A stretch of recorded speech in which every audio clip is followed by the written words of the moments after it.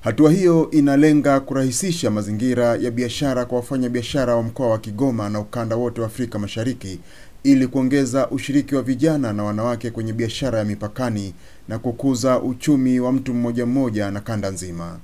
Kwa sasa inaelezwa ni 30% tu ya vijana katika mkoa wa Kigoma ndio wanaojihusisha na biashara ya mipakani, ambao hawawezi kutosheleza soko lililopo mashariki mwa Jamhuri ya Kidemokrasia ya Kongo. Mfano mikoa ya Tanganyika, mikoa ya Uvira, yale majimbo yale yana population kubwa zaidi ya milioni 3 population iliyoko pale. Kwa hiyo ukiona tu hilo soko linatosha kwa mkoa wetu wa Kigoma, linatosha kabisa kuuza bidhaa zote za kilimo.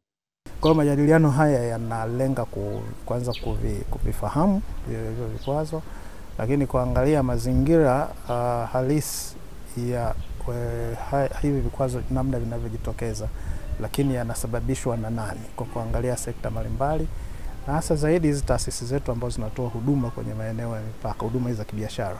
Katika kikao hicho, baadhi ya wafanyabiashara ya kuvuka mipaka wameweka wazi baadhi ya vikwazo wanavyokabiliana navyo wakati wa kufanya biashara hiyo.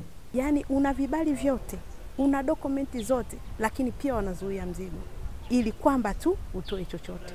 Ina maana kama hutotoa chochote basi mzigo wako utaingia. Pamoja na beria ni nyingi sana kwa sisi wafanyabiashara wadogo. Double payment ya taxi ambayo mfano nikitoa maybe unga wangu ninatoa labda Kigoma ama Sumbawanga napeleka Kongo, kuna geti moja huo ukifika ni lazima utalipia ushuru mara ya pili hata kama una risiti ya ushuru. Kulingana na Dr. Chaboba Mkangwa, mshauri na mwezeshaji kutoka TCCIA, wafanya biashara kuripoti malalamiko yao mara kwa mara kunaweza kusaidia kupunguza vikwazo vya kibiashara. Kulikuwa na malalamiko zaidi ya 800 yaliyokuwa yamesajiliwa katika mifumo ambayo ni mifumo ya mamlaka za kufuta vikwazo visivyokuwa vya kiforodha, na kati ya hivyo takriban malalamiko 700 yamefanywa kazi na yamefutwa.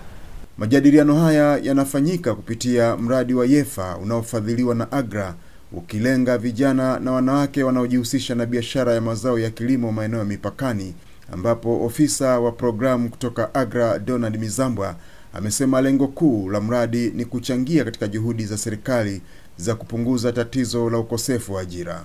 Kwa hiyo vijana wengi wakipata ajira haswa katika sekta ya kilimo, kwetu sisi tutaona ni mafanikio makubwa sana. Na katika kipindi hiki cha miaka 5 tukianzia mwaka huu tulionao, tutaweka nguvu kubwa zaidi kuhakikisha kwamba haya tunayoyafanya hayaishi njiani, bali yanakuwa na matokeo makubwa. Emmanuel Matinde, Clouds TV.